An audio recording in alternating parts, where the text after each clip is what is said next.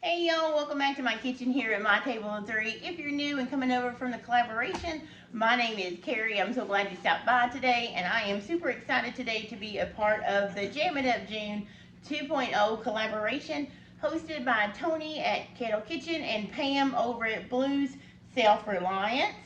If you haven't been watching the collaboration, you guys have been missing out because it is all about June jams, jellies, preserves, marmalades, all kinds of yummy, yummy things that you would make in the summer. So I've seen a lot that I want to try. There was a chocolate cherry. I saw a zesty watermelon one, which was amazing. So I definitely may try those. So lots to catch up on if you haven't seen. There are 35 channels participating, I believe, in this collaboration. If you look in the description box below, I'll have a whole list of those and you can hop over and check each one of them out. I have some notes so I don't mess up anything. So on July the 2nd, on Tony Kettle Kitchen's channel at 9 a.m. Pacific time or 11 a.m. Central time, which means 12 Eastern time, there will be a live giveaway. He'll be giving away prizes, lots of great prizes. I know ForJars is one of the sponsors, which who doesn't love ForJars? If you're a canner and haven't checked out ForJars, make sure you do that. They're a lovely company with some great candy lids and some other awesome items on their website, which I'll have linked below. But Tony's going to be giving away some prizes, one through a comment picker, and basically that just means if you go through this month and watch all the videos and make some good comments on the videos and thank the creators for making the videos for you, just leave a comment and then there'll be random comment pickers from the videos all month long. You could win amazing gift like door prizes or gifts. And then those that are at the live, I believe she's going to have door prizes as well. Remember, that's July 2nd over on Tony's channel, the Kettle Kitchen. I'll have him and Pam's Blue Self-Reliance link below, as well as the other channels. Okay, so today for me, I am going to do a bluebarb jam. It sounds different, right? Bluebarb, but we have blueberry bushes out back in our yard, so they are doing well. But I have, I have blueberries in my freezer. I always have blueberries in my freezer, and I needed to use some of those up. But a new ingredient that I had this year that I had never used before is rhubarb. And I know I've seen a couple of people in the collaboration so far use rhubarb, so I was super excited to see that. But a friend of mine had given me some rhubarb, and I chopped it up a while back and put it in the freezer because honestly I didn't know what to do with it. But I wanted to find something. Well, today I am going to be sharing with you a jelly called bluebarb, and it is using, you guessed it, blueberries and rhubarb. And I actually, when I make jelly for our family, we try to do lower sugar to no sugar, lower carb if we can, but we do eat some jams and jellies that I make myself, especially my son, and I make it with lower sugar. So that means I use recipes out of the Pomona's Pectin cookbook, and I use the Pomona Pectin, which is good for lower sugar jams and any jams that you're going to use alternatives like honey, stevia, different things like that. These two would be your best bet if you want to do that.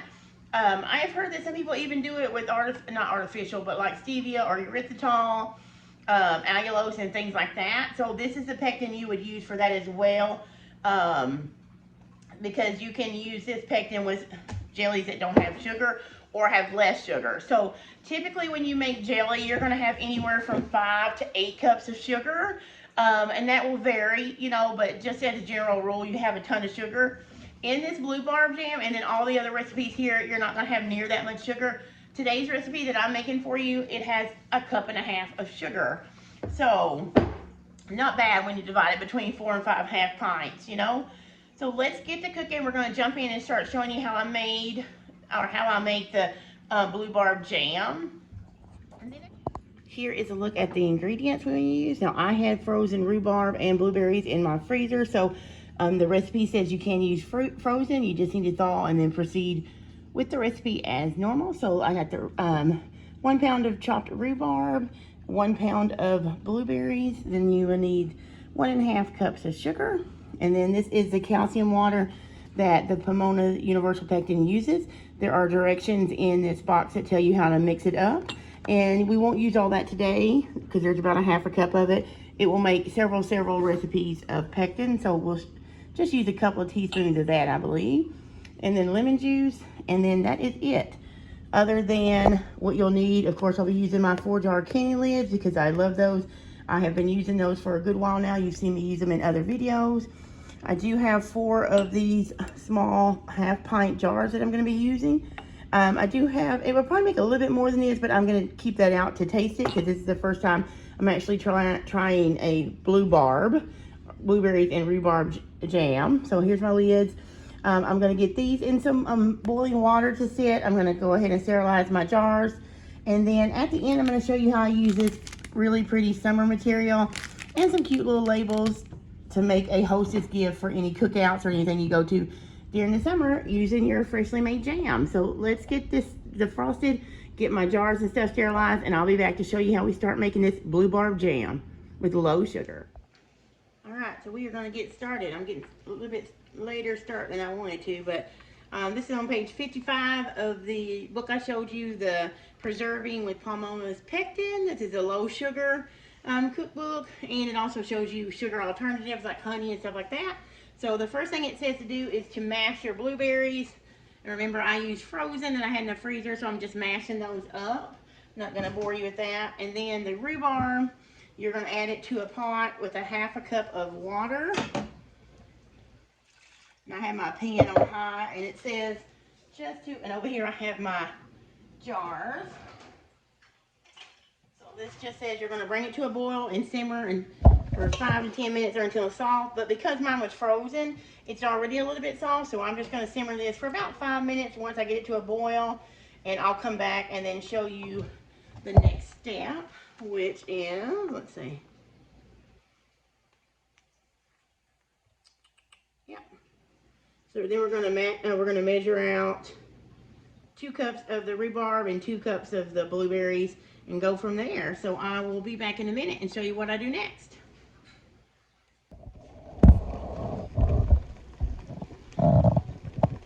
Trying to turn you guys down. Okay, so you can see the rhubarb is very soft, and I've went ahead and mashed it. It is a jam, so you will have a little bit more consistency than, you know, a jelly. It's not going to be clear, and it can have like fibers and chunks. So we're going to do that. This is ready, and I also mashed this up and the blueberries. Now I also used a hand mixer and blended mine up a little bit more, just so the peels would be smaller pieces, because I wasn't sure how it would be with the blueberry peel. So now it says to combine the amounts of your rhubarb and your blueberries to make bluebarb. Ooh, it's going to be a pretty color too. And so this, you're going to bring it back to a boil. So let me turn my heat up. It's pretty. You can't really see it because it's kind of getting dark in here. But I'm going to let this come to, oh, and I also need to add my lemon juice and my calcium water. So there's my lemon juice. And let me do calcium water. Let me check my cookbook to see how much. And you guys, I got this recipe actually linked below for you where you can print it out. It's actually online on their site as well. Let's see, calcium water, 2 teaspoons. I'm just going to mix this up a little bit more.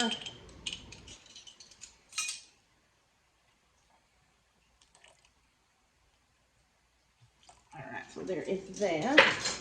And then this you can just put back in the refrigerator, and you see you got plenty for all summer long. This will make quite a few batches of jam. So I'm going to put this back in the fridge. I'll go ahead and stir this. Now, as this comes back to a rolling boil, I probably need to turn my heat up a little bit more. The Pomona's pectin, like we talked about, the low sugar pectin, it gives tips in here. And sometimes if you put your pectin in too fast into your jelly or your jam, it will clump up. Well, Pomona said that if you put your pectin, I'm just going to lay this aside, in your sugar and stir it around, that helps. So I'm going to go ahead and do that while my fruit mixture is coming back to a boil, because once it comes back to a boil that you can't stir down, you are going to add your sugar and your pectin. So we're going to do that.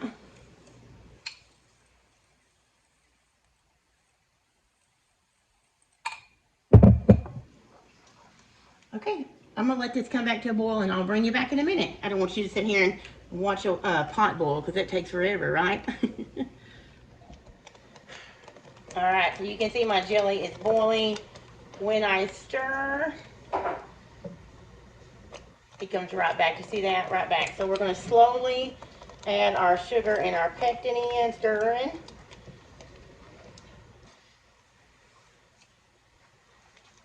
Now, I have never cooked rhubarb. I don't know if you guys are, but I've always seen rhubarb. It's not something I planted.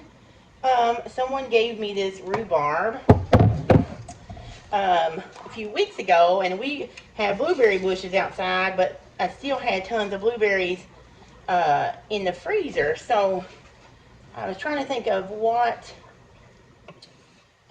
jam I could make for this year's Jam It Up June, so it would be different and also give us something new to try here in our home.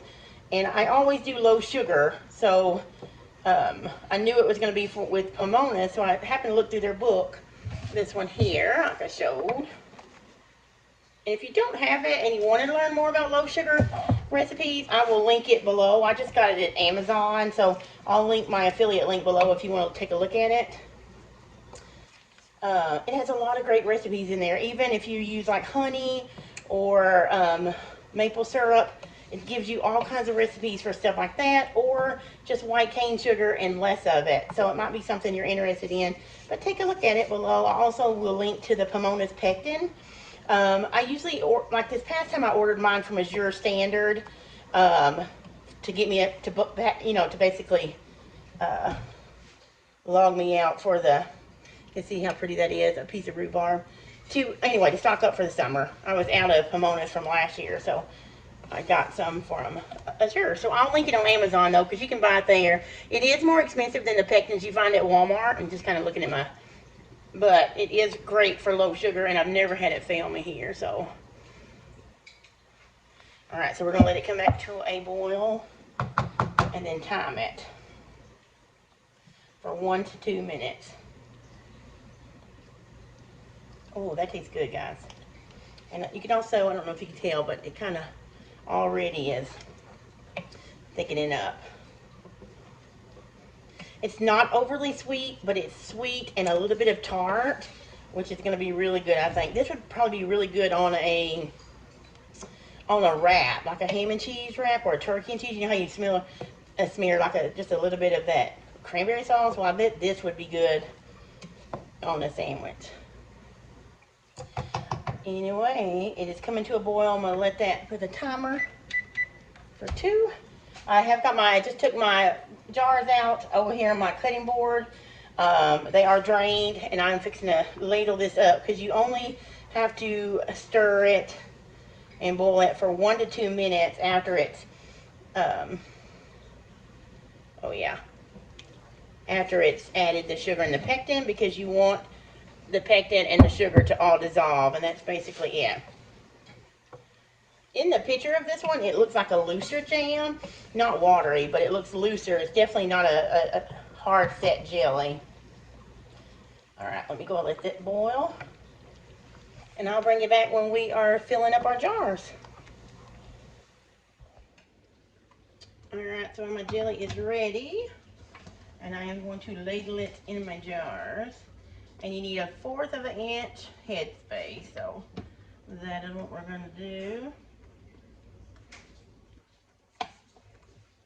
It's a beautiful color. Beautiful, beautiful color. Look how pretty it is. You think how pretty that is?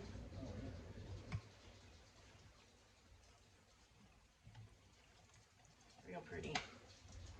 All those bluebarb, and then the rhubarb has that red color that adds to the purple, I bet. All right.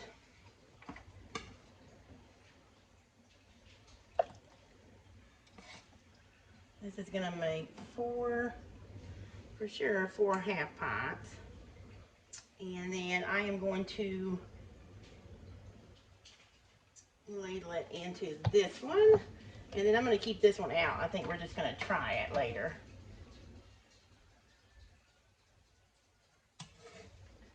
Keep it out, so.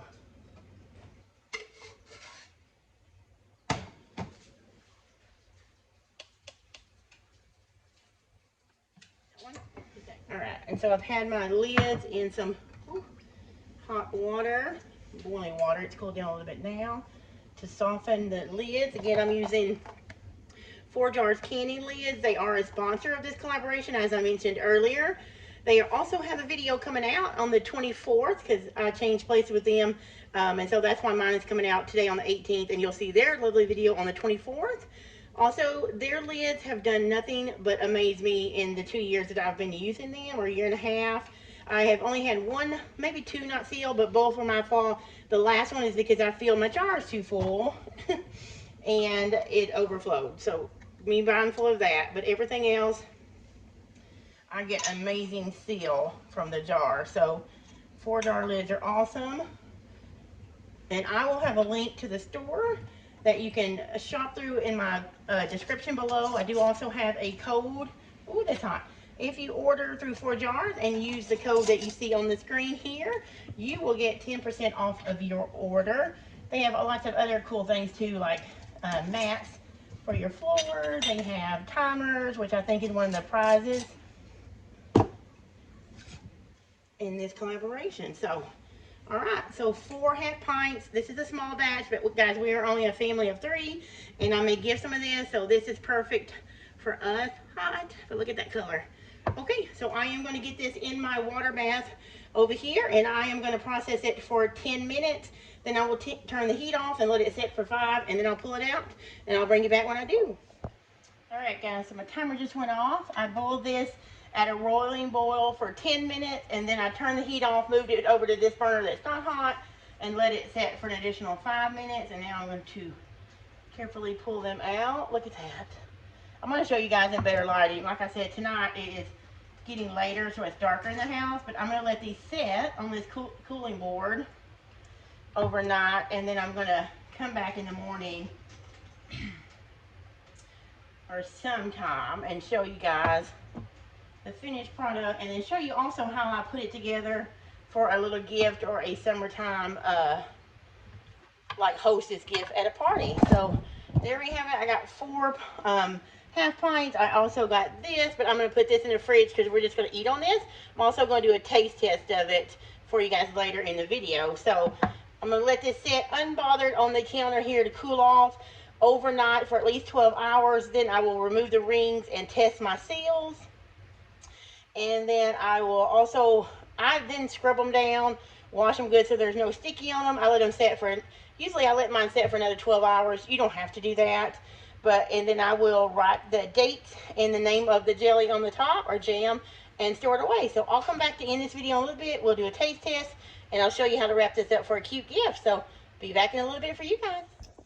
Okay guys, real quick, I was going to show you how to make a cute summer gift or like hostess gift out of the jelly that we just made.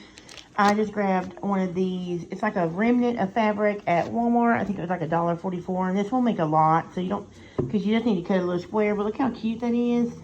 Real summery, beachy, and it's blue, so it'll go good with the color of the Bluebarb Jam that we just made. And I just grabbed some of these little name tags from the crafting section and cut out a square and did this. I mean, look how cute the fabric is. It's very summery. It looks good with the beautiful Bluebarb Jam, and it has a little name tag. You can either put a sticker there, like a blueberry sticker, or maybe to and from, or happy summer. And then on the back you can put maybe, you know, I'll take this off so you can see it better, the recipe, or maybe just, you know, something you want to put a special message. But you can put that on there, and then you can take this to any cookout, or you could pair this with like maybe a lemon pound cake mix, or even if your friend that you're gifting it to is a canner, what about pairing this with a jar of the ForJars lids in a little clear bag? That would be super cute, especially if they can. But you're not going to go wrong by giving an edible hostess gift. So I thought that was super cute, and I wanted to show you guys.